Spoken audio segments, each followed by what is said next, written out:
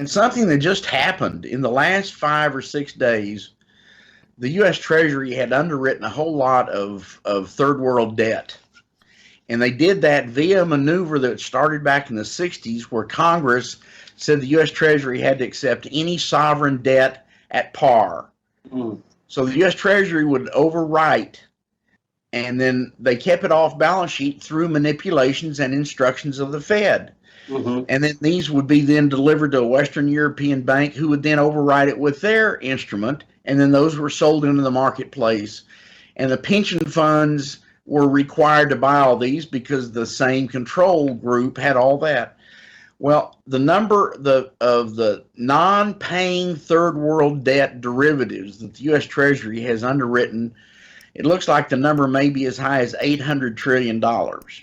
That's funny money. So when the Treasury, when the USA Inc. was bankrupt as of February 18th, they could not pay their debts, and the foreign creditors would no longer accept the fiat money. Mm-hmm. That's when this thing really started to happen. They all knew then that this imminent demise of the financial systems of all the Khazarian mafia banks, Rothschild, Rockefeller, Medici, central banks, their fiat currency was going to hell in a tea kettle. Mm-hmm. And so along comes a virus that they can blow up to cover up what was going on.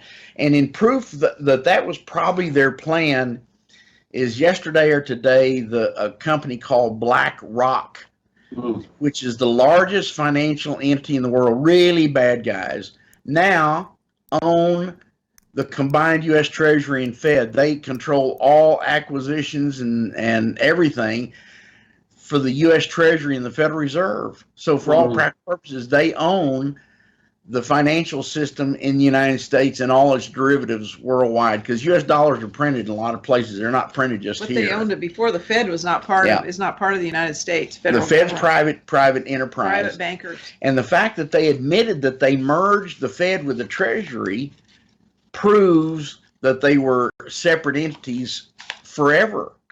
So this is a real telling thing, and this justifies a lot of things we've been saying for a long time. You have to look at oil and what Putin did. You know, when he did not agree to stop pumping oil for OPEC, he said, "I'm not going to play this game anymore." He doesn't need to. He can live on a lot lower price. He's the marginal barrel. Right. So oil's down to $20 a barrel. Right. Yeah.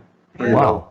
So you're saying, Jimmy, that to cover up the imminent kind of like collapse of the funny money fiat system, or the untenability of it, let's say, that they're actually this because this lockdown, a lot of people are worried that this lockdown of entire countries and this basically the suspension of economic activity is going to create an actual serious recession. It already started. It already started. So that's, and they're covering it up with this. When you have markets collapsing, they stop trading. Right. Okay. Well, what the bad guys that owned all these financial systems in effect stopped all the trading in all the markets and everything by saying it's this virus. It's not us. We're good guys. This isn't our fault. Oh, it's this nasty damn virus. Right. So in effect, they have stopped and killed all the markets in order to try to salvage control. They've not been able to get a world war started. That was a way that they could continue to maintain control. They have not been able to pump enough fiat money, and when they're not limited on the amount of currency that they can print, then they're at liberty to do whatever. And if you go back and look at the law that was originated to allow these 7 banking families to take over financial control of the United States, that was an absolute criminal enterprise, because they print the money, they're paid to print the money, it's their money, and then the U.S. people owe them for every dollar they print. That's a debt to the U.S. taxpayer. And so the more money they print, and they've used this printed money that they themselves have gone out and bought controlling interest in corporations and pharmaceutical companies and big agro, big pharma, et cetera, military industrial complex. They own that in toto. And so all these things that have garnered them this huge amount of wealth on the back of the U.S. taxpayer. And it's all come to a head, and the countries around the world say, we're not taking any more of your fiat money because it's toilet paper. People are Now, going to to me, need that that makes toilet paper pretty sense. soon, Jimmy. When we Right, see yeah. these things happen, this Yeah. BlackRock takeover of the combined Fed and Treasury, everybody here should be in the streets.